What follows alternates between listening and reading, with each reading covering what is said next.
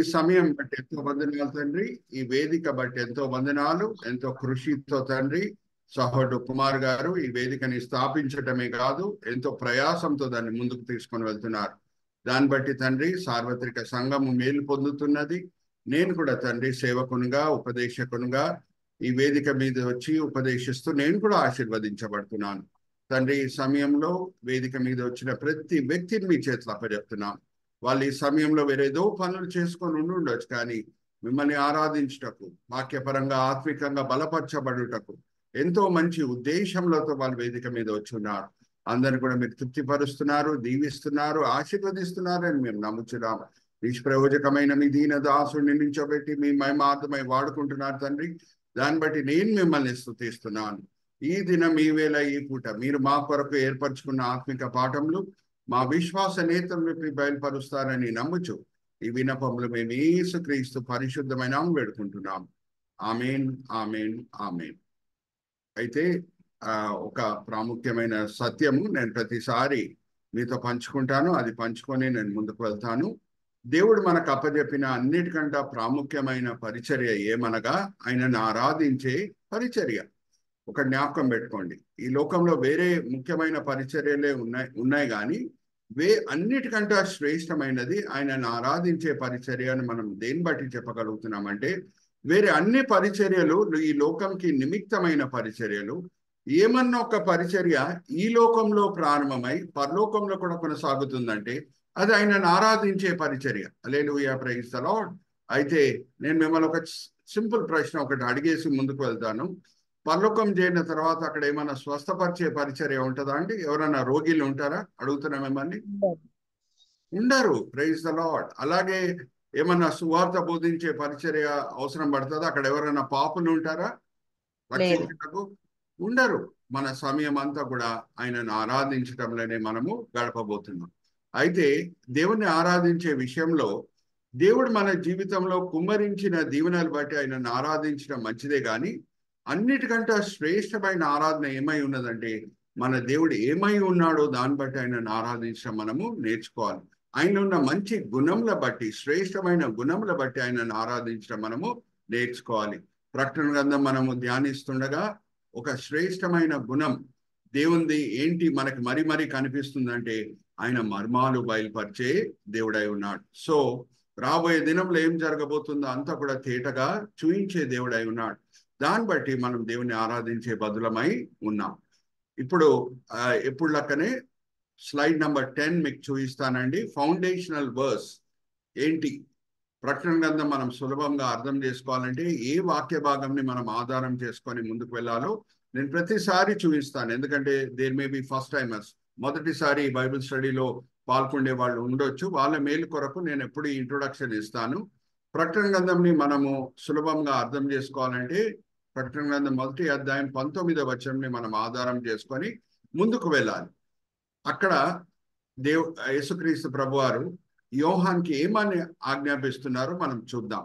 యోహాను, నువ్వు ఏమి చూసి ఉన్నావో అది నువ్వు రాయి, ఏమి చూస్తున్నావో అది నువ్వు రాయి, ఏమి చూడబోతున్నావో అది నువ్వు రాయి. దాన్ని బట్టి మనము ప్రకటన గ్రంథంని కొన్ని భాగాలుగా విభాగించవచ్చు.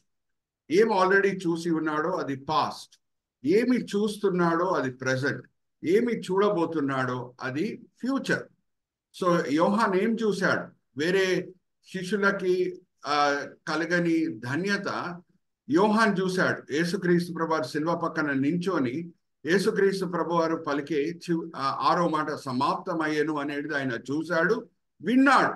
సో ఏ రక్షణ ప్రణాళికని యేసుక్రీస్తు ప్రభువారు శిల్వ మీద సమాప్తం చేశారో దాన్ని ఆధారం చేసుకొని పెంతెకోస్తు దినం నుంచి యోహాను వేరే శిష్యులు సువార్త బోధించడం స్టార్ట్ చేశారు. సువార్త బోధించినప్పుడు వాళ్ళ నాన్న శ్రమలకి గురి అయ్యారు. ఇప్పుడు యోహాను కూడా పాత్మోస్ ద్వీపంలో చెరలో ఉన్నాడు. ఎందుకంటే డొమిషియన్ అనే రోమా చక్రవర్తి ఆయనకి ఆజ్ఞాపించింది ఏంటంటే నువ్వు సువార్త బోధించకూడదని. అయినా సరే యోహాను ఇంకా వేరే శిష్యులు కూడా ఆ సమయంలో తీసుకున్న నిర్ణయం ఏంటంటే మేము దేవుని పట్ల భయభక్తి కలిగి ఉంటాం, అధికారుల బట్టి కూడా కాదు. అవును, క్రైస్తవులంగా మనము అధికారులకు లోబడాలి అని రోమిలికి రాసిన పత్రిక 13వ అధ్యాయం 1వ వచనం చెప్తుంది. కానీ ఎప్పుడు అధికారుల ఆజ్ఞలు దేవుని ఆజ్ఞలని మీరుతున్నాయి, అప్పుడు మనం నిలిచి ఉండి షాద్రాక్ మేషాక్ అబేద్నెగో వలె మనము దేవుణ్ణి మేము దేవుని మాటలకే మేము లోబడతాం, ఈ మాటలకి లోబడమని మనము ధైర్యంగా ముందుకు సాగాలి. సో యోహాన్ కూడా అదే పని చేసినప్పుడు డొమిషన్ అనే చక్రవర్తికి, రోమా చక్రవర్తికి కోపం వచ్చి ఆయనని పాత్మోస్ ద్వీపంలో చెరకి పంపించేశాడు. సో పాత్మోస్ ద్వీపంలో ఒక ఆదివారము పొందిన దర్శనాలని యోహాన్ రాయటం మనము చూస్తున్నామండి. మొదటి అధ్యాయంలో ఇప్పటి వరకు జరిగిన సంఘటనలన్నీ యోహాను రాస్తున్నాడు. నేను ఆదివారము నేను దేవుని ఆరాధించే సమయంలో ఈ దర్శనములు పొందటము స్టార్ట్ చేశాను అనే మాటలు మనము మొదటి అధ్యాయంలో చూసుకోవచ్చు. సో మొదటి అధ్యాయాన్ని మనం పాస్ట్ అని అనవచ్చు. 2-3 అధ్యాయాల్లో యేసుక్రీస్తు ప్రభువారు 7 సంఘాలతో పలికిన మాటలు రాయబడి ఉన్నాయి. అది 2000 సంవత్సరాల క్రితం రాయబడి ఉన్నాయి. అయినా సరే దాన్ని మనం ప్రెసెంట్ అని ఎందుకు అంటున్నామంటే, ఇక్కడ చూడండి చక్కగా చందు బ్రదర్ కూడా మనకి దాంతో కూడిన స్లైడ్స్ ఇస్తున్నారు.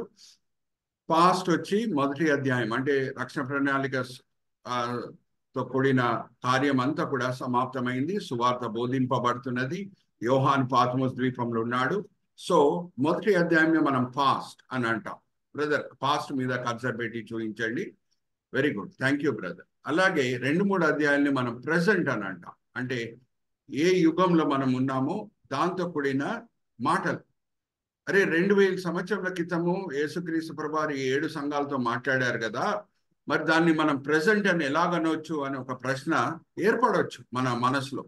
దానికి జవాబు ఏంటంటే, ఆ 7 సంఘాల్లో ఉన్న విషయాలే ఇప్పుడు 2024లో ఏ సంఘం అన్న తీసుకోండి, ఆ విషయాలే మనకు కనిపిస్తాయి. అందుకే మనం 2-3 అధ్యాయాలని ప్రెసెంట్ అని అంటాం. 4-5 అధ్యాయాలని మనం పారెంథసిస్ ఆర్ ప్రిపరేషన్ అని అంటాం. అంటే యోహాన్ 6వ అధ్యాయం నుంచి భయంకరమైన దర్శనములు చూడబోతున్నాడు.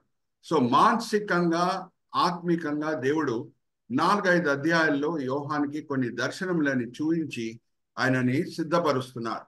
సో మనం పోయిన వారం కూడా చూసామండి చందు బ్రదర్, దాంతో మనం స్టార్ట్ చేద్దాము. ఆ డాక్టర్ కౌన్సిలింగ్, ఒక సర్జను ఒక పేషెంట్ని ఆపరేట్ చేసే ముందు ఆయనని మానసికంగా శారీరకంగా సిద్ధపరుస్తాడు.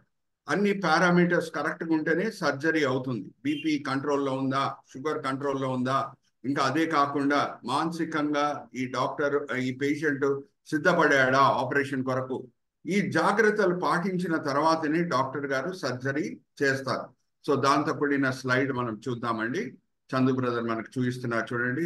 This is called counselling of the doctor before operation. ఎందుకంటే ఎటువంటి భయంకరమైన దర్శనంలో యోహాన్ చూడబోతున్నాడు అంటే, ప్రకటన గ్రంథం 13వ అధ్యాయం 7వ వచనము, క్రీస్తు విరోధి పరిశుద్ధులను ఓడగొట్టి వాళ్ళని చంపివేసేస్తున్నాడు. యోహాను చిన్నప్పటి నుంచి ఏ కథలు విన్నాడంటే దావీద్ గోలియాతుని ఓడగొట్టుట, అటువంటి కథలే విన్నాడు. కానీ గోలియాతు దావీద్ని చంపివేయుట అటువంటి కథలైతే ఆయన వినలేదు. సో అటువంటి దర్శనం ఆయన చూడబోతున్నాడు. అమ్మా 13వ అధ్యాయం 7వ వచనం చదవండి అమ్మా. ప్రకటన గ్రంథం 13:7. ప్రకటన గ్రంథం 13వ అధ్యాయము 7వ వచనము, మరియు పరిశుద్ధులతో యుద్ధం చేయును, వారిని జయింపను దానికి అధికారం ఇవ్వబడెను. చూడండి, భయంకరమైన మృగం, ఒక మృగంని మనం చూడబోతున్నాం 13వ అధ్యాయం. ఆ మృగం ఎవరిని సూచిస్తుంది అని అంటే క్రీస్తు విరోధి. సో ఆ క్రీస్తు విరోధి పరిశుద్ధులతో యుద్ధం చేసి వాళ్ళని ఓడగొడుతున్నాడు. ఇటువంటి దర్శనములు చూసి యోహాను కలవరపడకూడదని దేవుడు 4వ అధ్యాయంలో ఆయన సింహాసనం దర్శనం చూపిస్తున్నాడు. Let's go to the next slide brother. ఇదంతా కూడా మనం పోయిన వారం కూడా ధ్యానించాము. ఇంకొకసారి గుర్తు చేసి నేను మెయిన్ పాయింట్కి వస్తున్నాను. 4-5 అధ్యాయాల్లో మనం చూసే 2 ఎస్లు ఏంటంటే, దేవుడు సావరీన్ అంటే అన్నీ ఆయన స్వాధీనంలో ఉంటుంది. అదే ఆ సింహాసనం దర్శనము యోహాన్కి సూచిస్తుంది. ఒక పాఠం అనేది ఆయన హృదయంలో నాటుతుంది. సింహాసనం ఆసీనుడై ఉన్న దేవుడు అని అంటే అన్నీ ఆయన స్వాధీనంలో ఉందన్నమాట. తాత్కాలికంగా దుష్టులు పరిశుద్ధులను ఓడగొడుతుండొచ్చాము, కానీ శాశ్వతమైన విజయము పరిశుద్ధులది. హల్లెలూయా, ప్రైజ్ ద లార్డ్. సో అదొచ్చి 4వ అధ్యాయంలో మనం చూసుకోవచ్చు. 5వ అధ్యాయంలో సుపీరియర్ టు రివీల్ సీక్రెట్స్. 5వ అధ్యాయానికి మనం వచ్చినప్పుడు రాబోయే దినంలో ఏమేమి సంఘటనలు జరగబోతున్నాయో ఈ చుట్టలో ఉంది. ఈ చుట్టలు ముద్రింపబడినాయి.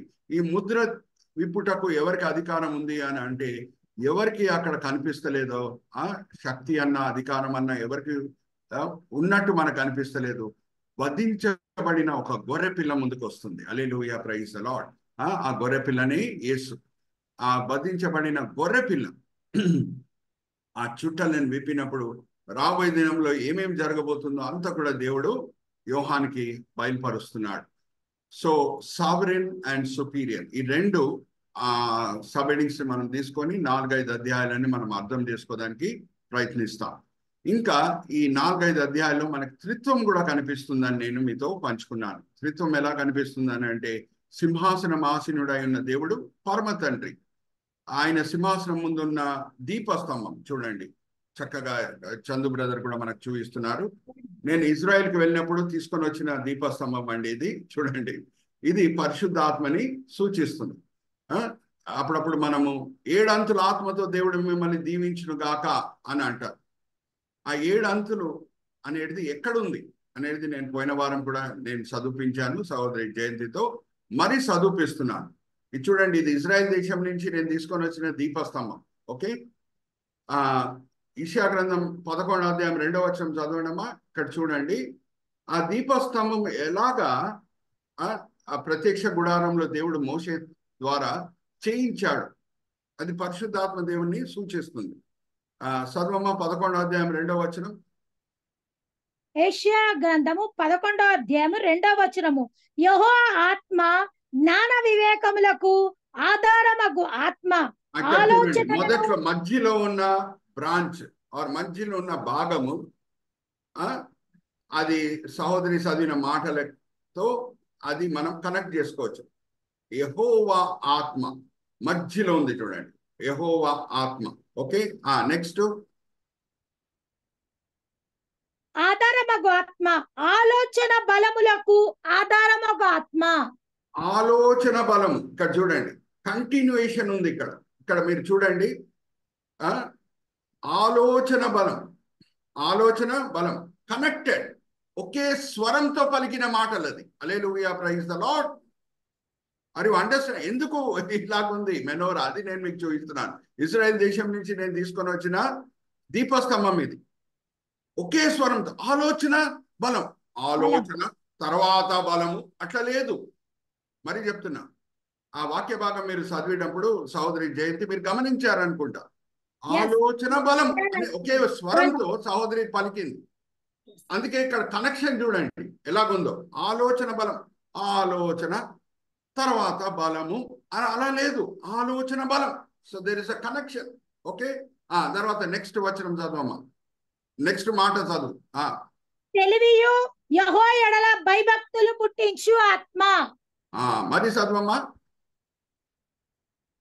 తెలివియు భయభక్తులు పుట్టించు ఆత్మ.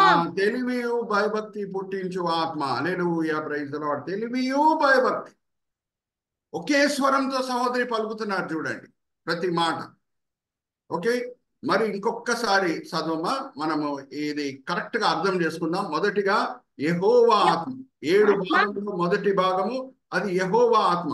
దాని తర్వాత జ్ఞాన వివేకములకు ఆధారమగు ఆత్మ. జ్ఞాన వివేకము చూడండి, జ్ఞానము తర్వాత వివేకము అని లేదు, జ్ఞాన వివేకం. ఇక్కడ చూడండి, ఐఎమ్ కనెక్టింగ్ ఇట్. జ్ఞాన వివేకము కలిగించే ఆత్మ. దాని తర్వాత ఆలోచన బలములకు ఆధారముకు ఆత్మ. ఆలోచన బలముకి ఆధారం ఆత్మ. చూడండి, కనెక్టింగ్ ఆలోచన బలం ఒకే స్వరంతో సహోదరి పలుకుతున్నారు చూడండి. నెక్స్ట్ చివర్లో తెలివిని యెహోవా యెడల భయభక్తులను పుట్టించు ఆత్మ. తెలివి భయభక్తి పుట్టించు ఆత్మ. హల్లెలూయా, ప్రైజ్ ది లార్డ్. సో ఒకే స్వరంతో ప్రభు వారు ఆ మాటలు ప్రవక్త చేత ప్రకటిస్తున్నారు, యెషయా ప్రవక్త చేత. సో అందుకే ఈ కనెక్షన్ మీకు అర్థం కావాలి. ఆలోచన తర్వాత భయభక్తి అట్లా లేదు, ఆలోచన భయభక్తి కలిగించు ఆత్మ అలాగ ఉంటది. అలాగ వర్ణింపు మనం చూస్తున్నాం ఈ దీపస్తంభం గురించి. ఓకే, సో ఈ దీపస్తంభం గురించి ఇంకొక మాట కూడా నేను మీతో పంచుకోవాలండి. అది ఏమనంటే జాగ్రత్తగా వినండి. అపోస్తల కార్యం 9వ అధ్యాయం 31వ వచనంలో మనం చదువుకోవచ్చు. సహోదరి కూడా చదివినిపిస్తారు. పరిశుద్ధాత్మకి ఇవ్వబడిన అనేక పేర్లు ఒక పేరు ఏంటంటే ఆయన ఆదరణకర్త. హల్లెలూయా, ప్రైజ్ ది లార్డ్. సో ఆ ఆదరణకర్త మన హృదయంలో వచ్చినప్పుడు ఆయనే కావాల్సిన భయభక్తి కూడా పుట్టిస్తాడు. హల్లెలూయా, ప్రైజ్ ది లార్డ్. ఒకసారి ఆది సంఘ సభ్యులు ఎలాగ నడుచుకున్నారు పరమ తండ్రి పట్ల అది మనం చూద్దాం. ఇంగ్లీష్లో 2 వర్డ్స్ ఉన్నాయి. ఒకటి ఇంటిమెసీ, రెండవది ఇంటిమిడేషన్. 2 ఆపోజిట్స్. ఇంటిమెసీ అంటే చాలా సమీపమైన సంబంధము, దేవుణ్ణి ప్రేమిస్తాము, ప్రేమిస్తాము. అందుకని ఆ ప్రేమని మనం దురుపయోగం కూడా చేసుకోవడానికి వీల్లేదు. ఆయనవే దేవుడు ప్రేమిస్తాడు, దేవుడు మనల్ని ప్రేమిస్తున్నాడు, మనం ఎలాగైనా జీవించవచ్చు అని అట్లా కూడా లేదు. కావాల్సిన భయభక్తి కూడా అదే పరిశుద్ధాత్మ దేవుడు మనలో పుట్టిస్తాడు. హల్లెలూయా, ప్రైజ్ ది లార్డ్. సో అపోస్తల కార్యం 9వ అధ్యాయం 31వ వచనం చదవమ్మా. అపోస్తుల కార్యము 9వ అధ్యాయము 31వ వచనం. కావున యూదియా, గలిలియా, సమరియా దేశముల ఎంతటా సంఘ క్షేమావృద్ధి నొందుచు సమాధానమును కలిగి ఉండను. మరియు ప్రభునందు భయమును పరిశుద్ధాత్మ ఆదరణ కలిగి నడుచుకొనుచు విస్తరించుచుండను. భయం ఉంది, ఆదరణ కూడా ఉంది. Hallelujah, praise the lord. చూడండి, ఆ బ్యాలెన్స్ ఉంటుంది. సామాన్యంగా ఎక్కడ భయం ఉందో అక్కడ ఆదరణ ఉండకూడదు, ఎక్కడ ఆదరణ ఉందో అక్కడ భయం ఉండకూడదు. కానీ 24 గంటలు ఒక క్రైస్తవుని హృదయంలో జరిగే ఒక అద్భుతం ఏమనగా, ఎంత భయం ఉండాలో ఆ భయము పరిశుద్ధాత్మ దేవుడే మనలో పుట్టిస్తాడు, ఆయనే ఆదరణ కూడా పుట్టిస్తాడు. హల్లెలూయా, ప్రైజ్ ది లార్డ్. అందుకే భయభక్తి పుట్టించు ఆత్మ మనం చదువుకున్నాం కదా ఇప్పుడు యెషయా గ్రంథం 11వ అధ్యాయం 2వ వచనంలో. ఇది 24 గంటలు ఒక క్రైస్తవుని హృదయంలో జరిగే అద్భుతం. It's a very strange chemistry. మరి చెప్తున్నా, ఎక్కడ భయం ఉందో అక్కడ ఆదరణ ఉండకూడదు, ఎక్కడ ఆదరణ ఉందో అక్కడ భయం ఉండకూడదు. కానీ 24 గంటలు ఒక క్రైస్తవుని హృదయంలో ఎంత భయం ఉండాలో పరిశుద్ధమైన జీవితం జీవించటకు ఆ భయము పరిశుద్ధాత్మ దేవుడే పుట్టిస్తాడు. అలాగే తండ్రిని చూసి భయపడి వణికి ఆరిపోయే ఆ భయం కాదది, పరిశుద్ధమైన జీవితం జీవించే భయం. తండ్రి పట్ల ఒక రెవరెన్షియల్ ఫియర్ పరిశుద్ధాత్మ దేవుడు పుట్టిస్తాడు. ఎటువంటి భయము అని అంటే, అయ్యో నేను పాపం చేస్తే వెంటనే చంపేస్తాడు, అటువంటి భయం కూడా కాదు. నా పరమ తండ్రి నా కొరకు ఎంతో చేశాడు, నేను ఇప్పుడు ఏమన్నా పాపం చేస్తే ఆయన మనసు ఇరిగిపోతుంది, నా తండ్రి మనసుని నేను ఇరగొట్టను అనే భయం. హల్లెలూయా, ప్రైజ్ ది లార్డ్. హీబ్రీ భాషలో భయంకి 2 మాటలు ఉన్నాయి. ఒకటి యారే, ఇంకొకటి ఈరాత్. దేవుని అడుగుజాలల శబ్దం ఆదామవ్వ విన్నారు, భయం బట్టి వాళ్ళు చెట్టెనకాల దాక్కున్నారు. అక్కడ వాడబడిన హీబ్రీ పదం ఏంటంటే యారే. యారే అంటే అది ఒకలాంటి భయం, అంటే ప్రేమతో కూడిన భయం కాదు, వేరే రకమైన భయం యారే. అలాగే యాకోబు విన్నాడు, ఆయన అన్నయ్య ఈసావు 400 మంది సైనికులతో పాటు వస్తున్నాడు అనగానే ఆయనలో భయం పుట్టింది. అక్కడ కూడా యారే. యారే అంటే అది అయ్యో ఈయన నాకేదో హాని కలిగిస్తాడు అనే భయం. జ్ఞాన వివేకంకి పునాది భయభక్తి అనేది యోబు గ్రంథం 28వ అధ్యాయం 28వ వచనంలో మనం చదువుకోవచ్చు. అక్కడ వాడబడిన హీబ్రీ పదం ఏంటంటే ఇరాత్. ఇరాత్ అంటే రెవరెన్షియల్ ఫియర్. రెవరెన్షియల్ ఫియర్, జ్ఞానము, వివేకం. ఇంకా ఈ సొలొమోన్ కూడా పుట్టలేదండి, అప్పుడే యోబు పలికాడు ఈ మాటలు. యోబు అంటే మనం అరే యోబు చాలా విశ్వాస వీరుడు, చాలా విశ్వాసం కలిగిన వ్యక్తి, అన్ని శ్రమలు తట్టుకున్నాడు అని మనం అంటాం. ఆయన జ్ఞానం బట్టి ఎప్పుడన్నా ధ్యానించామా మనం? ఇంకా సొలొమోన్ కూడా పుట్టలేదు. యోబు ఏమంటున్నాడు ఒకసారి మనం చూద్దాం. 28వ అధ్యాయం 28వ వచనం చదవమ్మా. యోబు 28వ అధ్యాయము 28వ వచనము.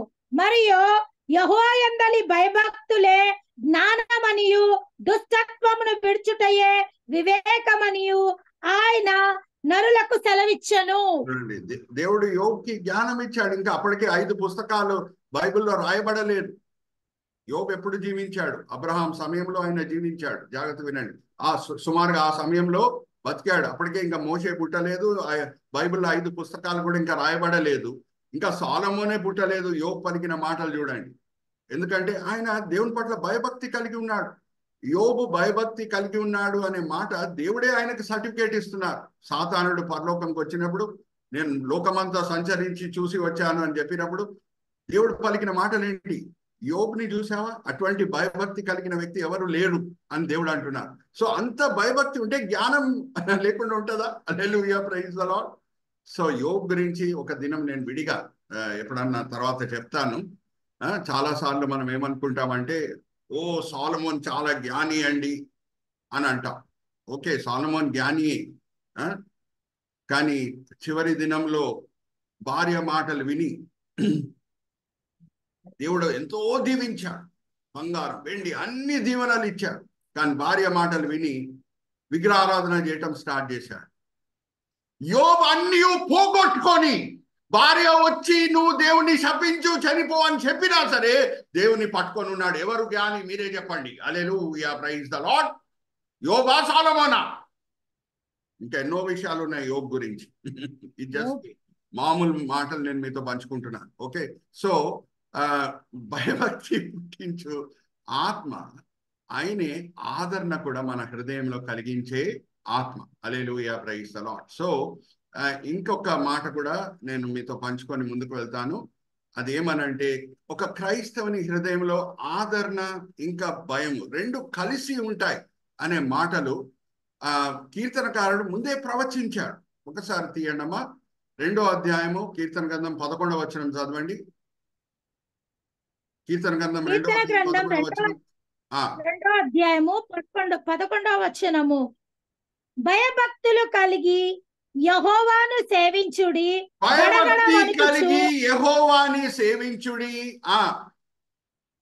గడగడ వణుకుచు సంతోషించుడి. అరే గడగడ వణుకుచు ఎలా సంతోషించగలుగుతారు?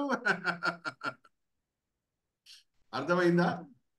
గడగడ వణుకటం అంటే భయము, మరి సంతోషం కూడా ఎట్లా ఉంటది ఆ సమయంలో? అది 24 గంటలు ఒక క్రైస్తవుని హృదయంలో జరిగే అద్భుతం అది. Hallelujah, praise the lord. పాపం చేయాలంటే గడగడ వణుకుతాం మనం. అలాగే 24 గంటలు జీవజలం మన హృదయంలో పొర్లుతూనే ఉంటది. హల్లెలూయా, ప్రైజ్ ది లార్డ్. సంతోషం పొర్లుతూనే ఉంటది, ఆనందం పొర్లుతూనే ఉంటది. సో కీర్తనకారుడు ఒక 1000 సంవత్సరముల ముందే, ఇంకా యేసుక్రీస్తు ప్రభువారు జన్మించి పరిశుద్ధాత్మ దేవుణ్ణి శిష్యుల మనసులు ఇంకా పెట్టలేదు, ఆ సమయంలోని ప్రవచించాడు. ఏమనంటే అపోస్తల కార్యం 9వ అధ్యాయం 31వ వచనంలో క్రైస్తవులు భయభక్తి కలిగి జీవిస్తారు, అలాగే ఆదరించబడతారు పరిశుద్ధాత్మ చేత. ఆర్ యు ఆల్ విత్ మీ? అదే మనం చదువుకున్నాం కదా, అపోస్తల కార్యం 9వ అధ్యాయం 31వ వచనంతో కూడిన ప్రవచనం ఎక్కడుంది? కీర్తన గ్రంథం 2వ అధ్యాయం 11వ వచనం ఉంది. గడగడ వణుకుచు సంతోషించుడు, గడగడ వణుకుచు సంతోషించుడు. సో ఇదంతా కూడా చాలా లోతైన మాటలు, కానీ ప్రకటన గ్రంథంతో కూడిన మాటలే. ఎందుకంటే ఆ 7 దీపస్తంభములు ఆ దీపస్తంభము అనగానే దానికి 7 బ్రాంచెస్ ఉన్నాయి. ఆ 7 అంతుల ఆత్మతో దేవుడు మిమ్మల్ని దీవించుడు కాక అంటే దానికి వాక్య ఆధారం ఏంటి? యెషయా గ్రంథం 11వ అధ్యాయము 2వ వచనం. ఓకే, సో నెక్స్ట్ మనము నెక్స్ట్ స్లైడ్ కి కూడా మనం వెళ్దాం చందు బ్రదర్.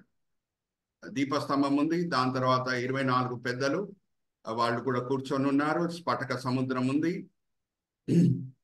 చూడండి, చందు బ్రదర్ మనకి కర్సర్ పెట్టి చూపిస్తారు. దేవుని సింహాసనం పైన ఏముంది? Emerald rainbow. ఏముంది? Emerald rainbow. ఓకే, చక్కగా కర్సర్ పెట్టి చూపిస్తున్నారు చూడండి. ఆయన చుట్టూ సింహాసనం చుట్టూ ఎవరున్నారు? 24 పెద్దలు ఉన్నారు. సింహాసనం ముందు ఏముంది? దీపస్తంభము, ఇంకా స్ఫటిక సముద్రము. 5వ అధ్యాయంకు మనం వస్తే అక్కడ మనం గమనించబోతున్నాము, వధింపబడిన ఒక గొర్రెపిల్ల కూడా ఆయనకి కనిపిస్తున్నది. Okay, let's go to the next slide brother. అప్పుడు మీకు 4 జీవుల గురించి కూడా పిక్చర్ చూపించి నేను చెప్తాను. అబౌవ్ ద థ్రోన్ మనం చూసాం, బిసైడ్ ద థ్రోన్ మనం చూసాం, in front of the throne lamp stand, a lamb, 4 living creatures and the crystal sea. Crystal sea అంటే స్ఫటిక సముద్రం. ఆ 4 జీవులు ఏంటో అనేది మనము ధ్యానించడం స్టార్ట్ చేశాము. పాత నిబంధనలో ఈ 4 జీవులు ఎక్కడ కనిపిస్తాయి? జూయిష్ బైబిల్ కామెంటరీస్ లో ఎక్కడ మనకు కనిపించినాయి అనేది నేను పోయిన వారం కూడా మీతో పంచుకున్నాను. Let's go to the next slide brother. చూడండి 4 జీవులు. ఒక జీవి ముఖం చూస్తే సింహం వలె ఉంది, ఇంకొకటి దూడ వలె ఉంది, నాలుగోది ఎద్దు వలె ఉంది, మూడోది మనిషి వలె ఉంది, నాలుగోది పక్షిరాజు వలె ఉంది. ఈ 4 జీవుల ముఖాలు చూస్తే ఫస్ట్ సింహం వలె ముఖము, రెండోది ఎద్దు లాంటి ముఖము, మూడోది మనిషి లాంటి ముఖము, నాలుగోది పక్షిరాజు లాంటి ముఖం. అయితే ఇది ఎక్కడ మనకు కనిపిస్తుంది అని అంటే ఇక్కడ చూడండి, చందు బ్రదర్ దీన్ని కూడా ఎన్లార్జ్ చేసి చూపిస్తారు. ఇజ్రాయేలీలు అరణ్య ప్రయాణం చేసేటప్పుడు దేవుడు ఎలాగ వాళ్ళ గుడారాలను వేసుకోవాలి అనేది ఆజ్ఞాపించాడు. మధ్యలో ప్రత్యక్ష గుడారం ఉంటుంది. చూడండి చందు బ్రదర్ మనకి కర్సర్ పెట్టి చూపిస్తున్నారు. దాని తర్వాత 4 వైపు యాజకులే ఉంటారు. వెంటనే ప్రత్యక్ష గుడారం పక్కన ఉత్తరం వైపు మెరారీలు. మెరారీ అంటే అదొక కుటుంబము. లెవికి 3 కుమారులండి. మెరారి, గెర్షోను, కోహాత్ 3 కుమారులు. సో మెరారి కుటుంబంకి చెందిన లెవీలు ఉత్తరం వైపు ఉంటారు. అలాగే కోహాత్ కుటుంబంకి చెందిన లెవీలు దక్షిణం వైపు ఉంటారు. బ్రదర్ కర్సర్ పెట్టి చూపించారు కోహాత్. దాని తర్వాత పటమర వైపు గెర్షోం గోత్రం, గెర్షోం కుటుంబంకి చెందిన లెవీలు. ఇంకా ఉత్తరం వైపు eastern side brother, eastern side ఇక్కడ ప్రత్యక్ష గుడారం దగ్గర వచ్చేయండి. ఈస్టర్న్ సైడ్ తూర్పు వైపు అక్కడ నేను వేయలేదు కానీ అక్కడ మోషే, మిరియము, ఆరోను టెంట్స్ ఉండేవి. అయితే జాగ్రత్తగా వినండి, మోషే అన్న ఆరోన్ అన్న వాళ్ళు కూడా కోహాత్ కుటుంబంకి చెందిన వాళ్ళు. మనము మోషే వంశావళిని మనం చూస్తే లెవి కుమారుడైన కోహాత్ కుమారుడు అమ్రాము కుమారుడు మోషే అనే మాట అక్కడ మనము చదువుకోవచ్చు. సో దాని తర్వాత మనం గమనిస్తే ఎవరి గుడారాలు ఉన్నాయంటే తూర్పు వైపు 3 గోత్రాల గుడారాలు, ఇషాకరు, యూదా, జెబులా. ఈ 3 గోత్రాలకి నాయకం చూయించే గోత్రం ఏంటంటే యూదా గోత్రం. యూదా గోత్రం జెండాకి ఏ ఇమేజ్ ఉండేది, ఏ పిక్చర్ ఉండేది అని అంటే సింహం పిక్చర్ ఉండేది. దాని తర్వాత మనం గమనిస్తే దక్షిణం వైపు 3 గోత్రాలు, రూబేను, గాదు, సిమియోను. ఈ 3 గోత్రాలకి నాయకత్వం చూపించే గోత్రము రూబేన్ గోత్రము. దానికి ఒక జెండా ఉండేది. ఆ జెండా మీద ఇమేజ్ మనిషి ఇమేజ్ ఉండేది, మ్యాన్. చూడండి చక్కగా చందు బ్రదర్ మనకి కర్సర్ పెట్టి చూపిస్తున్నారు. దాని తర్వాత పటమర వైపు 3 గోత్రాలు, ఇఫ్రాయిము, బెంజమిను, మనాషే. 3 కూడా మనం గమనిస్తే రాహేల్ కుమారులే మనకు కనిపిస్తారు. బెంజమిను రాహేల్ కుమారుడే. యోసేపు 2 కుమారులు, ఇఫ్రాయిము, మనాషే. అంటే 3 కూడా రాహేల్ కుమారులు. ఇఫ్రాయిము, మనాషే యాక్చువల్లీ యోసేపు కుమారులు అయి ఉన్నా సరే మరణ పడకలో మనం గమనిస్తే యాకోబు వాళ్ళని దత్తం చేసుకుంటున్నాడు. Is adopting them as his own sons even though they are the children of Joseph, ఆయన గ్రాండ్ చిల్డ్రన్. కానీ ఆయన ఏమంటున్నాడంటే నా భార్య అయిన రాహేలు 2 కుమారులు కి జన్మమిచ్చి చనిపోయింది, ఇంకా వేరే ఏ కుమారులు నేను పొందలేదు, అందుకు వీళ్ళిద్దరిని నేను దత్తం తీసుకుంటున్నాను, వాళ్ళు నా కుమారులే అని అంటున్నారు. అందుకే ఇఫ్రాయిము, మనాషే యాక్చువల్లీ చెప్పాలంటే వాళ్ళు యోసేపు కుమారులు. కానీ 12 గోత్రాల్లో 2 గోత్రాలుగా మనం ఎంచుతాం వాళ్ళని. Are you all with me? So ఈ 3 గోత్రాలు ఎక్కడ ఉండేవి అంటే ప్రత్యక్ష గుడారము పటమరవే. ఈ 3 గోత్రాలకి నాయకత్వం చూపించే గోత్రము ఇఫ్రాయిం గోత్రము. దానికి ఇవ్వబడిన జెండా మీద ఉన్న ఇమేజ్ ఏంటంటే ఎద్దుల ఇమేజ్, ఆక్స్. బ్రదర్ ఆక్స్ మీద కర్సర్ పెట్టి చూపించండి. దాని తర్వాత ఉత్తరం వైపు 3 గోత్రాలు, దాను, ఆషేరు, నాఫ్తాలి. ఈ 3 గోత్రాలకి నాయకత్వం చూపించే గోత్రము దాను గోత్రము. దాని గోత్రంకి ఇవ్వబడిన జెండా మీద ఉన్న పిక్చర్ దేని ఉండేదంటే పక్షిరాజు పిక్చర్. ఓకే, ఇది ఫస్ట్ మనం లేఖనంలో ఈ 4 జీవుల గురించి ఎక్కడ చూస్తున్నామంటే అక్కడ. మరి బ్రదర్ ఇక్కడ కొంచెం ఎన్లార్జ్ చేసి చూపించండి. ఈ ఒక్క మాట కూడా నేను మీతో పంచుకోవాలి. పోయిన వారం నేను మీతో పంచుకోలేదు. ప్రత్యక్ష గుడారము దేన్ని సూచిస్తుందంటే దేవుని సన్నిధిని, దేవుని పరిశుద్ధమైన సన్నిధిని ప్రత్యక్ష గుడారం సూచిస్తుంది. చూడండి చక్కగా బ్రదర్ కూడా కర్సర్ పెట్టి చూపిస్తున్నారు. అయితే ప్రత్యక్ష గుడారం దేవుని సన్నిధిని సూచిస్తుందంటే వెంటనే మీరు ఈ పిక్చర్ చూస్తే మీకు ఇంకొక ఆలోచన మీ మనసులో కలగాలి. వెంటనే దేవుని ప్రత్యక్షమైన గుడారం, దేవుని పరిశుద్ధమైన సన్నిధిని సూచించే గుడారం పక్కన వెంటనే వేరే గోత్రాలు కనిపిస్తలేవు, కానీ యాజకుల గోత్రాలు కనిపిస్తున్నాయి. హల్లెలూయా, ప్రైజ్ ద లార్డ్. ఉదాహరణకు నేను చెప్తున్నా, ఉత్తరం వైపు దాను, ఆషేరు, నాఫ్తాలి ఇంకా ప్రత్యక్ష గుడారం మధ్యన మెరారి కుటుంబంకి చెందిన టెంట్స్ మనకు కనిపిస్తున్నాయి. ఆర్ యు ఆల్ విత్ మీ? మెరారి మీద కర్సర్ పెట్టి చూపిస్తున్నారు చూడండి మన చందు బ్రదర్. అలాగే మనము దక్షిణం వైపు వస్తే రూబేను, గాదు, సిమియోన్ ఈ 3 గోత్రాలు ప్రత్యక్ష గుడారం మధ్యన ఎవరి గుడారాలు మనకు కనిపిస్తున్నాయి అంటే కొహాతీల గుడారాలు మనకు కనిపిస్తున్నాయి. దాని తర్వాత పటమన వైపు బెంజమిను, ఇఫ్రాయిం, మనాషే ఇంకా ప్రత్యక్ష గుడారం మధ్యలో గెర్షోనీల గుడారాలు మనకు కనిపిస్తున్నాయి. మరి తూర్పు వైపు మనం వెళ్తే యూదా, ఇషాకారు, జెబులాను ఇంకా ప్రత్యక్ష గుడారం మధ్యలో మోషే, ఆరోను, మిరియం గుడారాలు కనిపిస్తున్నాయి. అంటే యాజకులు మధ్యవర్తిలై ఉన్నారు. హల్లెలూయా, ప్రైజ్ ద లార్డ్. దీంట్లోనే ఒక సత్యం దేవుడు మనకు బయలుపరుస్తున్నాడు. పరిశుద్ధమైన దేవుడు ఒకవైపు ఉంటే, అపవిత్రమైన మనుషులు వేరే వైపు ఉంటే, మధ్యవర్తులు ఎవరు? యాజకులు. Hallelujah, praise the lord. Are you all understanding?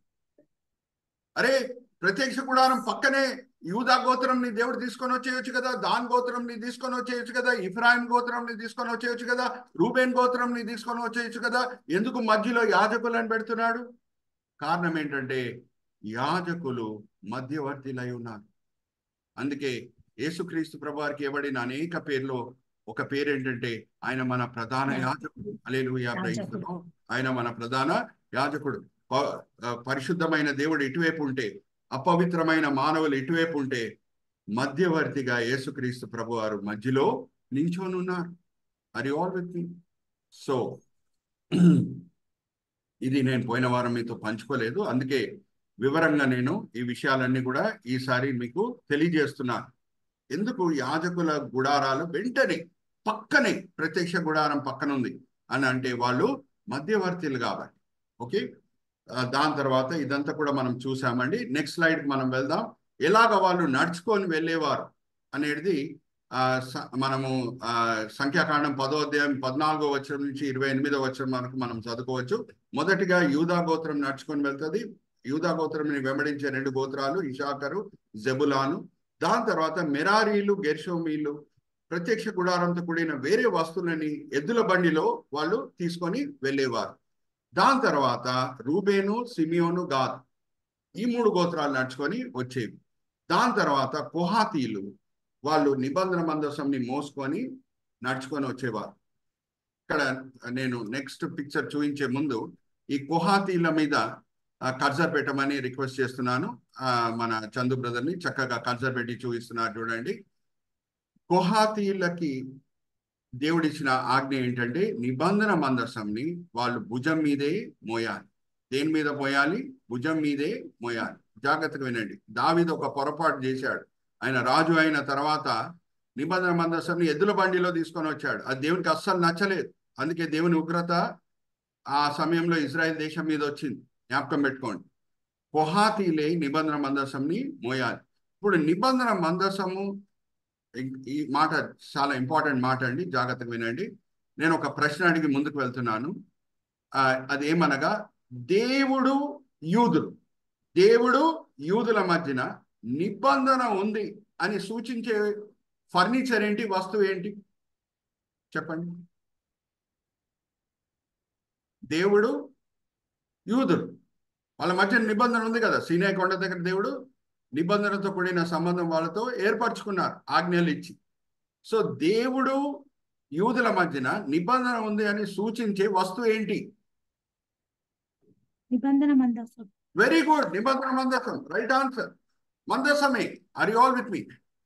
ఆ నిబంధన మందసం పేర్లనే జవాబు ఉంది. నిబంధన మందసం, మామూలు మందసం అని అన్నాం కదా, నిబంధన మందసం. ఆర్ యు ఆల్ విత్ మీ? మందసం. జాగ్రత్తగా వినండి. ఇప్పుడు నేను ఇంకొక ప్రశ్న అడగబోతున్నాను. దేవుడు క్రైస్తవుల మధ్యన నిబంధన ఉంది అని సూచించే వస్తువు ఏంటి చెప్పాలి? సిల్వ. సిల్వ. హల్లెలూయా, ప్రైజ్ ది లార్డ్. మన ప్రధాన యాజకుడు యేసు కూడా సిల్వని భుజం మీద మోసుకొని వెళ్ళాడు. హల్లెలూయా, ప్రైజ్ ది లార్డ్. అర్థమవుతుందా మీకు? అందుకే హీబ్రీలకి రాసిన పత్రిక 1వ అధ్యాయం 1వ వచనంలో పౌలు భక్తుడు ఏమంటాడు అనంటే, అనేక విధానాలుగా అనేక సమయంలో రక్షణ ప్రణాళిక గురించి తండ్రి మాట్లాడుతూనే వచ్చాడు. కొన్ని ప్రవచనాలు ఉన్నాయి, కొన్ని సూచనలు ఉన్నాయి. హల్లెలూయా, ప్రైజ్ ది లార్డ్. అనేక విధానాలుగా అనేక సమయంలో రక్షణ ప్రణాళిక గురించి తండ్రి మాట్లాడుతూనే వచ్చాడు. ఎందుకు హీబ్రీలకి రాసిన పత్రిక రాయబడింది అది కూడా మనకు తెలిసి ఉండాలి. ఈ బైబిల్ స్టడీ కాబట్టి ఇంత లోతులో వెళ్తున్నాను, జాగ్రత్త వినండి. ఎందుకు హీబ్రీలకి రాసిన పత్రిక రాయబడింది? మీరు ఏ పుస్తకమైన బైబిల్లో చదివే ముందు ఇంట్రొడక్షన్ చదవండి. గలితీలకి రాసిన పత్రిక ఎందుకు రాయబడింది, ఎందుకు హీబ్రీలకి రాసిన పత్రిక, ఎందుకు 1 తెస్సలోనిక పత్రిక, ఎందుకు 1 కొరింథీ, ఎందుకు 2 కొరింథీ, కారణం ఏంటి? హీబ్రీలకు రాసిన పత్రికకి ఇవ్వబడిన పేరు కొరింథీలకు రాసిన పత్రిక అని పేరు ఇవ్వబడలేదు కదా. ఆ తెస్సలోనిక సంఘంకి రాబడిన పత్రిక అని ఇవ్వబడలేదు కదా. ఎందుకు హీబ్రీలకి రాసిన పత్రిక? ఏమనంటే, యూదా మతం నుంచి మారు మనసు పొందిన హీబ్రీలు క్రైస్తవులు ఒక 30-35 సంవత్సరాలు నమ్మకంగా క్రైస్తవతంని వెంబడించారు, యేసుని వెంబడించారు. రక్షణ శిలువ ద్వారానే అని నమ్మారు. కానీ 30-35 సంవత్సరాల తర్వాత రోమా చక్రవర్తి నేరో క్రైస్తవులని హింసించినప్పుడు వాళ్ళు గమనించింది ఏంటంటే, వీళ్ళే హింసలకు గురి అవుతున్నారు, కానీ వాళ్ళ బంధువులు ఉన్నారు కదా వేరే యూదా మతంకి చెందిన వాళ్ళు, ఎవరు మారు మనసు పొందలేదు, వాళ్ళు హింసలకి గురి అవ్వట్లేదు. అయితే వీళ్ళకి వచ్చిన దురాలోచన ఏంటంటే, అరే మరి సున్నతి పొంది మరి ధర్మశాస్త్రంని మనం పాటిద్దాం అని ఆలోచన వచ్చినప్పుడే హీబ్రీలకి రాసిన పత్రిక రాయబడింది. ఇంత గొప్ప రక్షణని మీరు నిర్లక్షణ చేసిన యెడల ఎలాగ తప్పించుకుందరు అని పౌలు భక్తుడు గద్దిస్తున్నాడు. అరే, ఈ నిబంధనము ఆ పాత నిబంధనతో పోలిస్తే ఇంకా గొప్పది. రాయబడలేదా ఇర్మియా గ్రంథం 31వ అధ్యాయం 33వ వచనంలో అని పౌలు భక్తుడు హీబ్రీలకు రాసిన పత్రిక 8వ అధ్యాయంలో వాళ్ళకి అన్ని కూడా బయలుపరుస్తున్నాడు. అందుకే హీబ్రీలకు రాసిన పత్రిక. మోషే కంటే యేసు గొప్ప, వేరే ఆరోన్ కంటే మోషే గొప్ప, ఆరోన్ కంటే యేసు గొప్ప, పాత నిబంధన కంటే కొత్త నిబంధన గొప్ప, అన్ని విషయాలు హీబ్రీలకు రాసిన పత్రికలో మనము చదువుకోవచ్చు. సో ఎలాగ ప్రారంభం చేస్తున్నాడు ఈ గొప్ప రక్షణ ప్రణాళిక గురించి? అరే, పాత నిబంధన సమయం నుంచి దేవుడు మాట్లాడుతూనే వచ్చాడు, మీరు దాన్ని ఇచ్చిపెట్టి మరి వెళ్ళిపోతున్నారేంటి? ఆ గొప్ప రక్షణ ప్రణాళికని ఇచ్చిపెట్టి వెళ్ళిపోతున్నారేంటి? మీ ఈపు తిప్పుకుంటున్నారేంటి అని పౌలు భక్తుడు ఆ పత్రిక రాస్తున్నాడు. దుఃఖంతో, కంగారుతో వాళ్ళని మరీ విశ్వాసంలో బలపరచుటకు. ఆర్ యు ఆల్ విత్ మీ? అందుకే హీబ్రీలకు రాసిన పత్రిక రాయబడింది. సో ఎట్లా ప్రారంభం చేస్తున్నాడు? అరే, ఈ కొత్త నిబంధనతో కూడిన మాటలు ఏదో కొత్త నిబంధనలోనే స్టార్ట్ కాలేదు. నానా విధానాలుగా నానా సమయంలో దాని గురించి తండ్రి చూపిస్తూనే వచ్చాడు. ఒక సూచన ఏంటంటే, కోహాతీలు నిబంధన మందసాన్ని మోయుట. అలాగే మన ప్రధాన యాజకుడు మన నిబంధనని సూచించే వస్తు సిల్వనైన మోసాడు. హల్లెలూయా, ప్రైజ్ ది లార్డ్. తీయండి అమ్మా హీబ్రీలకు రాసిన పత్రిక 1వ అధ్యాయం 1వ వచనం. హెబ్రీయులకు రాసిన పత్రిక 1వ అధ్యాయం 1వ వచనం. పూర్వకాలమందు నానా సమయములలోను నానా విధములుగాను ప్రవర్తన ద్వారా, నానా సమయంలో నానా విధములుగా తండ్రి మాట్లాడుతూనే వచ్చాడు ఈ రక్షణ ప్రణాళిక గురించి. కొన్ని ప్రవచనాలు ఉన్నాయి. యేసు కన్యకకి జన్మిస్తాడని ఈశా గ్రంథం 7వ అధ్యాయం 14వ వచనం. ఆయన బెత్లెహేంలోనే జన్మిస్తాడని మీకా గ్రంథం 5వ అధ్యాయం 2వ వచనం. ఆయన శిల్వ మరణం పొందుతాడని కీర్తన గ్రంథం 22వ అధ్యాయం ఆయన 16వ వచనంకి మనం వస్తే ఆయన ఏమని రాస్తున్నాడు కీర్తనకారుడు? వాళ్ళు నా చేతులని కాలని పొడిచిరి అనే మాట కీర్తన గ్రంథం 22వ అధ్యాయం 16వ వచనంలో మనం చదువుకోవచ్చు. ఆయన పునరుద్ధానుడై సమాధి మీద విజయం పొంది బయటికి వస్తాడు. కీర్తన గ్రంథం 16వ అధ్యాయం 10వ వచనం. ఆయన ఆరోహణమై వెళ్తాడు. కీర్తన గ్రంథం 68వ అధ్యాయం 18వ వచనం. డైరెక్ట్ ప్రాఫెసీస్ ఉన్నాయి, అలాగే సూచనలు కూడా ఉన్నాయి. హల్లెలూయా, ప్రైజ్ ది లార్డ్. నానా విధానాలుగా నానా సమయంలో మాట్లాడుతూ వచ్చాడు. ఒక సూచన ఏంటంటే, ఎలాగా కొహాతీలు దేవుడు ఇజ్రాయేలీల మధ్యన ఉన్న నిబంధనని సూచించే నిబంధన మందసాన్ని వాళ్ళ భుజం మీద ఎలాగా మోసుకొని వెళ్తారో, అలాగే దేవుడు క్రైస్తవుల మధ్యన ఉన్న నిబంధనని సూచించే వస్తు సిల్వని యేసు ఆయన భుజం మీద మోసుకొని వెళ్తాడు. Hallelujah, praise the lord. మన ప్రధాన యాజకుడైన Yesu. Are you all with me? So let's go to the next slide brother. Let's go to the next picture. కొహాతీలు మోసుకొని వస్తారు నిబంధన మందసాన్ని. దాని తర్వాత నెక్స్ట్ ఎవరు ప్రయాణంలో ఉంటారు అని అంటే, నెక్స్ట్ 3 గోత్రాలు. ఇఫ్రాయిం గోత్రము నాయకత్వం చూపిస్తూ బెంజమిన్ గోత్రంని, మనాషే గోత్రంని తీసుకొని వస్తుంది. చివరి భాగంలో ఎవరు ఉంటారు అంటే, దాను గోత్రము, ఇంకా ఆషేరు, నాఫ్తాలి. దేవుడు ఒక క్రమం, ఒక పద్ధతి ప్రకారంగా వాళ్ళని తీసుకొని వచ్చాడు. పద్ధతి ప్రకారంగా వాళ్ళు గుడారాలు వేసుకోవాలని నియమించాడు. దాన్ని బట్టి 40 సంవత్సరాలు వాళ్ళు ప్రయాణం చేశారు. ఒక్కసారి కూడా స్టాంపీడ్ జరగలేదు. హల్లెలూయా, ప్రైజ్ ది లార్డ్. ఇప్పుడు కూడా పుష్కరములు అని అంటే కృష్ణా నది దగ్గర, గోదావరి నది దగ్గర పుష్కరాలు జరిగితే నెక్స్ట్ డే పేపర్లో ఏం కనబడుతుంది? 2-3 చనిపోయారు, ఒకరి మీద ఒకరు పడారు. అవునా కాదు? కానీ ఇక్కడ నిశ్శబ్దంగా జరిగిన ఒక అద్భుతం ఏంటంటే, 40 సంవత్సరంలో 25 లక్షల ప్రజలు ప్రయాణమై వెళ్తున్నారు. ఒక్కసారి కూడా స్టాంపీడ్ అనేది జరగలేదు. ఒకరి మీద ఒకరు పడలేదు. ఒకరు కాల్ని ఒకరు తొక్కుకోలేదు. హల్లెలూయా, ప్రైజ్ ది లార్డ్. ఎలాగా తేటగా కనిపించే అద్భుతాలు బట్టి హల్లెలూయాలు, ప్రైజ్ ది లార్డ్ మనం చెప్పాలో, నిశ్శబ్దంగా జరిగే అద్భుతాలు బట్టి కూడా మనము ప్రైజ్ ది లార్డ్ మనం చెప్పాలి క్రైస్తవులంగా. ఎరికో గోడ కూలిపోతున్నది. అవును, అందరి ముందు తేటగా కనిపించే అద్భుతం. కానీ ఏ ఎరికో గోడ భాగం మీద రాహాబిల్లు ఉండిందో అది కూలిపోవట్లేదు. హల్లెలూయా, ప్రైజ్ ది లార్డ్. అది నిశ్శబ్దంగా జరిగే అద్భుతం. ఆర్ యు ఆల్ విత్ మీ? సంఘంలో సేవకులు ప్రార్థన చేస్తే దేవుడు క్యాన్సర్ వ్యాధిని స్వస్థపరిచాడు. అనారోగ్యం నుంచి అనేకులని విడుదల చేశాడు. అందరికీ కనిపించే అద్భుతం, గొప్ప అద్భుతం. కానీ నిశ్శబ్దంగా సంఘంలో జరిగే ఒక అద్భుతం ఉంది. మనం ఎక్కడెక్కడో పుడతాం, వేరే వేరే తల్లిదండ్రులకు పుడతాం, ఎక్కడెక్కడో పెరుగుతాం, ఎక్కడెక్కడో ఉద్యోగాలు చేస్తాం. కానీ ఒక కుటుంబంగా ఒకరొకరిని ప్రేమించుకొని ముందుకు సాగుతుంటాం. అది నిశ్శబ్దంగా జరిగే అన్నిటికంటే గొప్ప అద్భుతం సంఘంలో. హల్లెలూయా, ప్రైజ్ ది లార్డ్. ఒక స్థానిక సంఘంలో చెప్తున్నాను నేను, అద్భుతాలు జరుగుతాయి. క్యాన్సర్ వ్యాధి నుంచి విడుదల ప్రజలకు దొరుకుతుంది అక్కడ సేవకులు ప్రార్థన చేసినప్పుడు.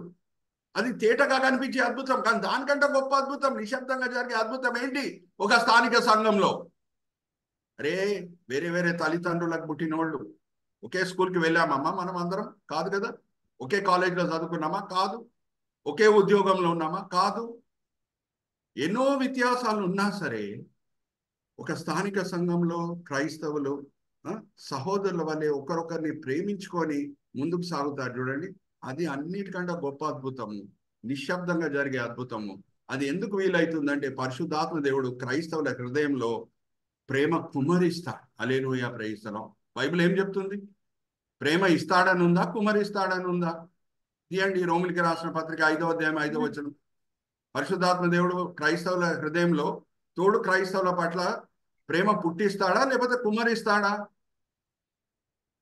5వ అధ్యాయం 5వ వచనం, రోమిలికి రాసిన పత్రిక చదవమ్మా జయంతి. రోమిలకు రాసిన పత్రిక 5వ అధ్యాయము 5వ వచనము. ఈ నిరీక్షణ మనలను సిగ్గుపరచదు. మనకు అనుగ్రహింపబడిన పరిశుద్ధాత్మ ద్వారా దేవుని ప్రేమ మన హృదయములో కుమ్మరింపబడి ఉన్నది. ఆది సంఘంలో మనం చూస్తే, అరే తోడు క్రైస్తవుడు ఆర్థిక ఇబ్బందులు ఉన్నాడా, నా ఆస్తిని అమ్మివేసి నాకు వచ్చే డబ్బులు ఆయనకి ఇస్తాను అని ముందుకు వస్తున్నారు. ఎలాగ వీలవుతుంది ప్రేమ లేకుండా ఉంటే? ఒక ఆస్తిని అమ్మివేసి తోడు క్రైస్తవులకి మనం డబ్బులు ఇవ్వగలుగుతామా హృదయంలో ప్రేమ లేకుండా ఉంటే? ఇది నిశ్శబ్దంగా జరిగే అద్భుతం. పేతురు నీడ చేత ప్రజలకి స్వస్థత కలిగింది. అది అందరికీ కనిపించే అద్భుతం. కానీ నిశ్శబ్దంగా జరిగిన అద్భుతాలు బట్టి కూడా హల్లెలూయా ప్రైజ్ ద లార్డ్ చెప్పటం మనం నేర్చుకోవాలి. I all understanding. ఎరికో కూడా కూలిపోయింది, కానీ ఏ ఎరికో కూడా భాగం మీద రాహాబిల్లు ఉండిందో అది కూలిపోలేదు. 40 సంవత్సరాలు వాళ్ళు నడుచుకొని వెళ్ళారు, ఒక్కసారి కూడా స్టాంపీడ్ జరగలేదు. నిశ్శబ్దంగా జరిగిన అద్భుతం. Are you all with me? Let's go to the next slide brother.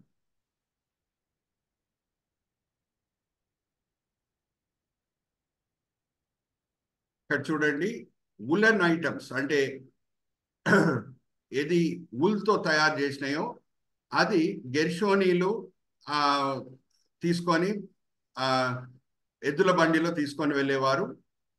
Wooden items అంటే చెక్కతో కూడిన వస్తువులు, ప్రత్యక్ష గుడారంలో ఉన్న చెక్కతో కూడిన వస్తువులు, మెరారీలు వాళ్ళు 4 ఎద్దుల బండిలో తీసుకొని వెళ్ళేవారు. అందుకే సంఖ్యాకాండం మనం చదివితే 3వ అధ్యాయం 25, 26 అలాగే 35, 37 మనం చదివితే మోషే వాళ్ళకి ఏమేం బాధ్యతలు ఇచ్చాడో మనము చదువుకోవచ్చు. ఇదంతా కూడా వాట్సాప్ గ్రూప్ లో చందు బ్రదర్ అప్లోడ్ చేస్తున్నారు. మన స్లైడ్స్ ఏంటో దాన్ని కూడా మరి మీరు చూసుకోవచ్చు. సంఖ్యాకాండం 3వ అధ్యాయం 25, 26, 35, 37 మనం చదివితే గెర్షోమీలకి ఇవ్వబడిన బాధ్యత ఏంటంటే వులెన్ ఐటమ్స్ అంటే బట్టతో కూడిన వస్తువులు ప్రత్యక్ష గుడారంలో ఏమున్నాయో అది గెర్షోమీలు ఎద్దుల బండిలో తీసుకొని వెళ్ళాలి.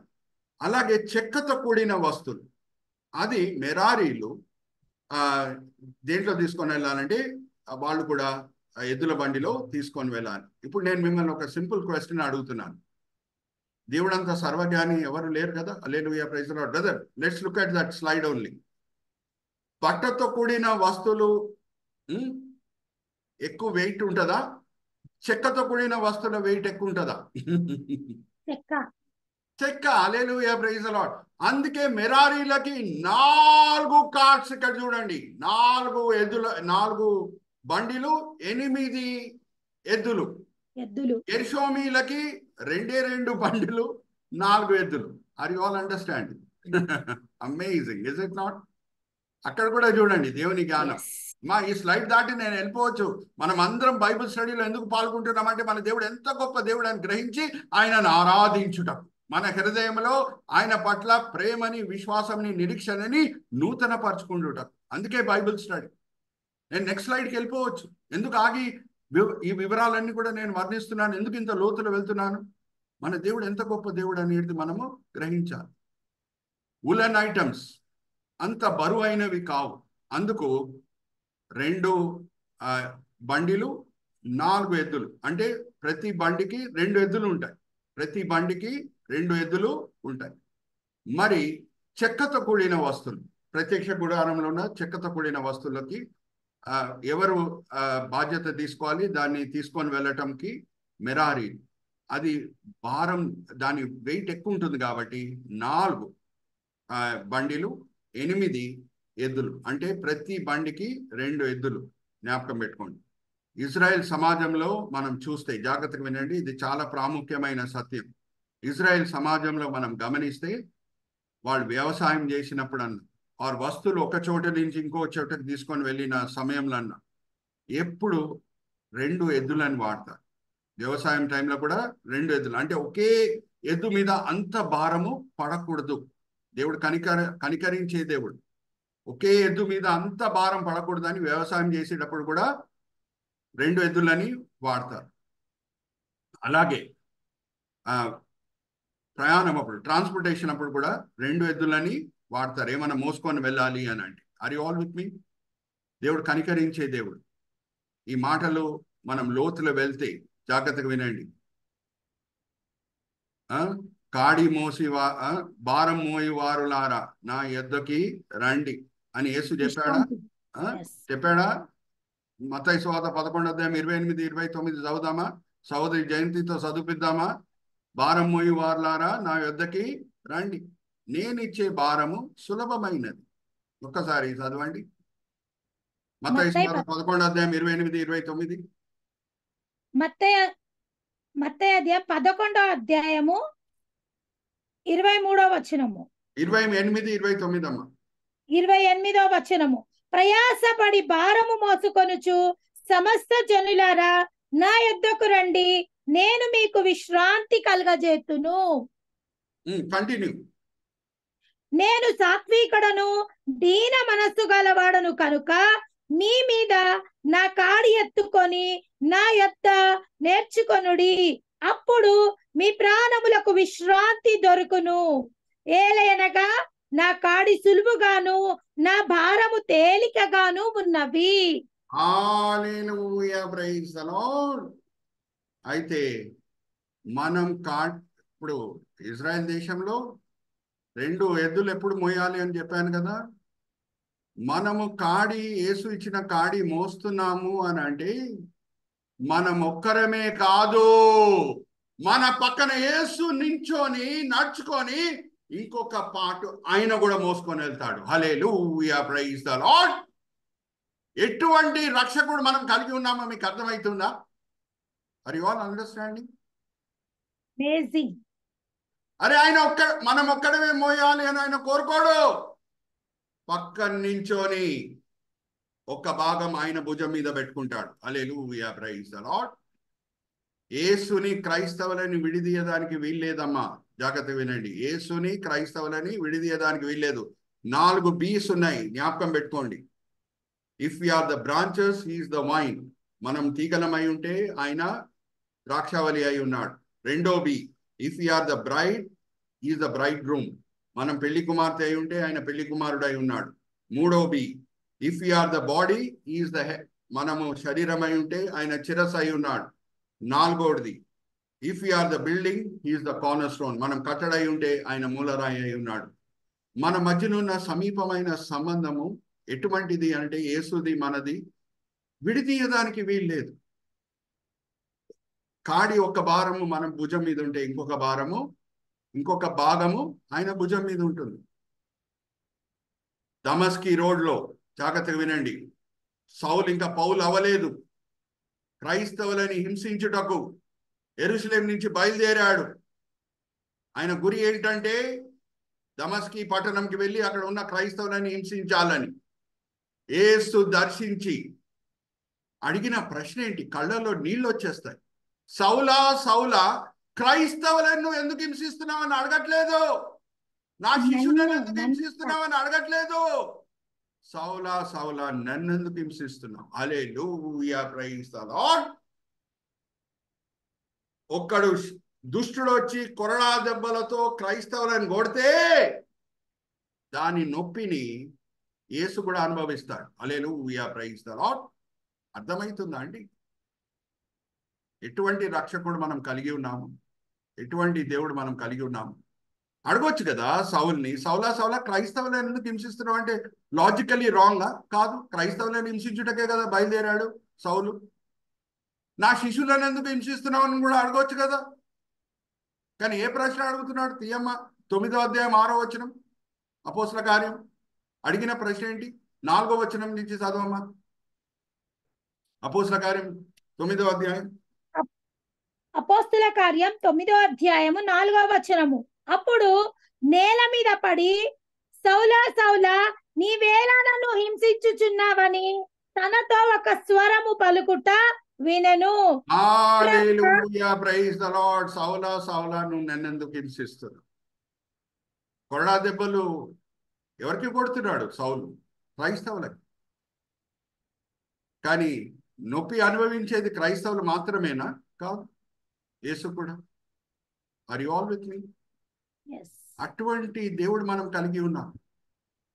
కాడి మోయండి అని అంటే ఒక పార్ట్ మన భుజం మీద ఉంటుంది, ఇంకొక పార్ట్ ఆయన భుజం మీద ఉంటుంది. ఆర్ యు ఆల్ విత్ మీ? అందుకు అది సులభంగా ఉంటుంది. ఆయన కూడా మనతో పాటు మోస్తున్నాడు కాబట్టి.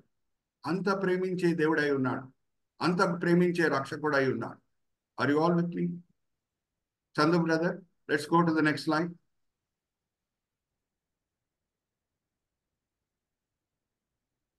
Next slide brother.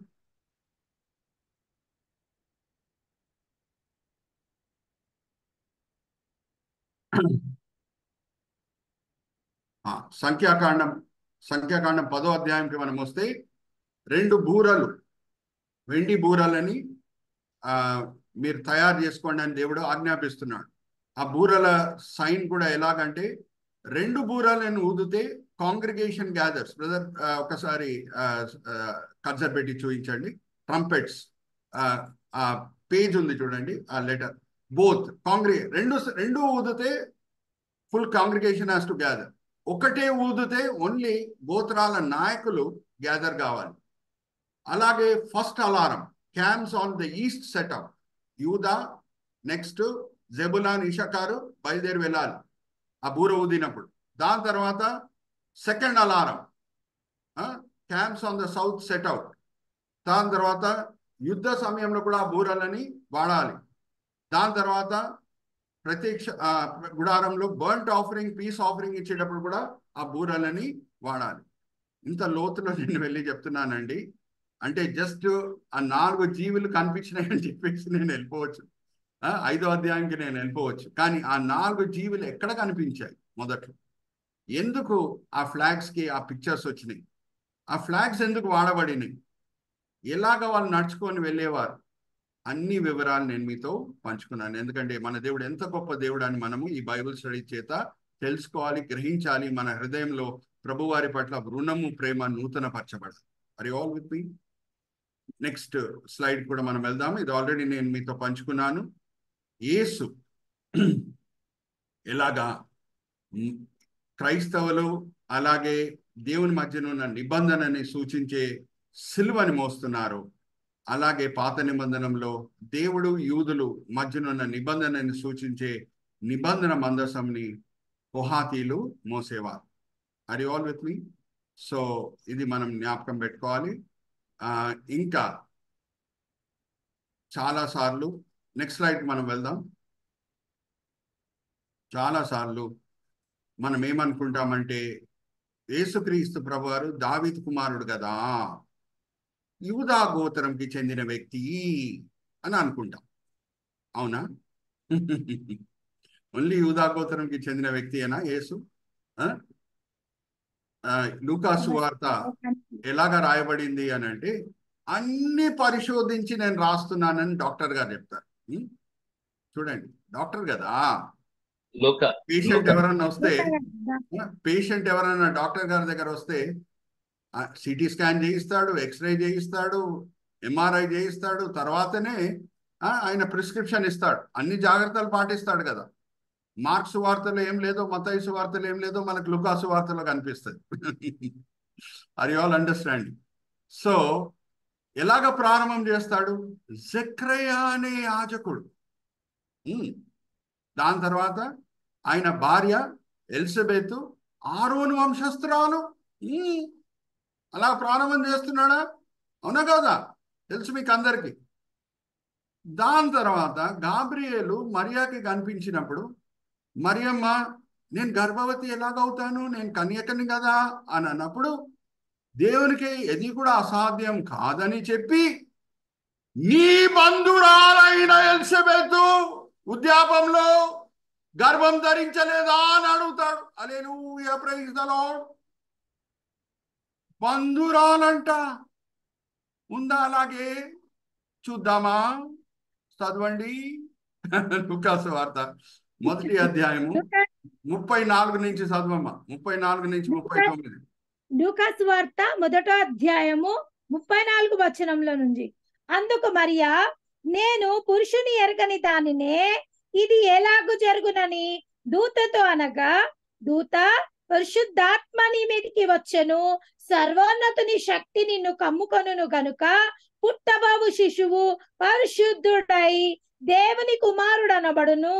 మరియు నీ బంధువురాలు ఎలిజబెత్ కూడా తన వృద్ధాప్యమందు ఒక కుమారుని గర్భము ధరించి ఉన్నది.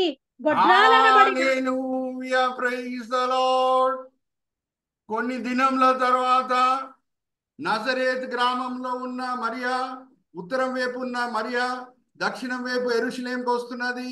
ఎలిజబెత్ని కలుచుటకు ఇద్దరు కలుసుకున్నప్పుడు, ఇద్దరు గ్రీటింగ్స్ షేర్ చేసుకునేటప్పుడు ఏదో మొదటిసారి కలుసుకున్నట్టు మీకు కనిపిస్తుందా, లేకపోతే బంధువుల వల్లే కనిపిస్తుందా?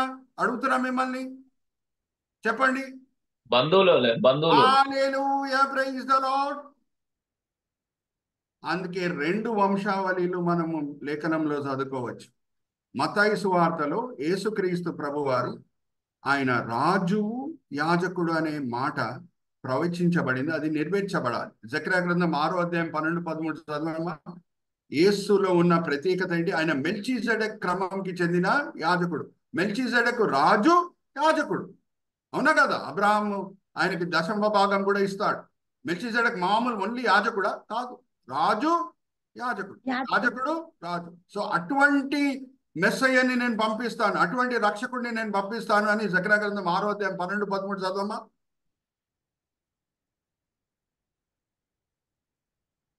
జకర్యా గ్రంథం 6వ అధ్యాయం 12, 13.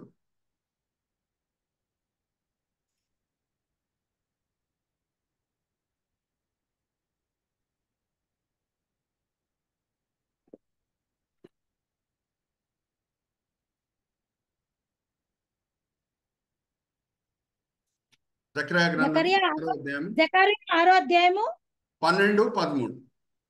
12వ అధ్యాయము అమ్మ 6వ అధ్యాయము 12వ వచనము 13వ వచనం. 6వ అధ్యాయము 12వ వచనమును సైన్యములకు అధిపతి యెహోవా సెలవిచ్చిందేమనగా, చిగురు అను ఒకడు కలడు, అతడు తన స్థలంలో నుండి చిగురించును. అతడు యెహోవా ఆలయమును కట్టును. అతడే యెహోవా ఆలయమును కట్టును. అతడు ఘనత వహించుకొని సింహాసనాసీనుడై ఏలును. సింహాసనాసీనుడై అతడు యాజకత్వం చేయగా, హల్లెలూయా, ప్రైజ్ ది లార్డ్. సింహాసనం ఆసీనుడై యాజకత్వం చేయగా. హల్లెలూయా, ప్రైజ్ ది లార్డ్. రాజు అయి ఉంటాడు, యాజకుడు అయి ఉంటాడు మెల్కీసెదెకు క్రమంలో. హల్లెలూయా, ప్రైజ్ ది లార్డ్. సో రాజు అయి ఉండాలంటే దావీదు గోత్రంకి చెందిన వ్యక్తి అయి ఉండాలి.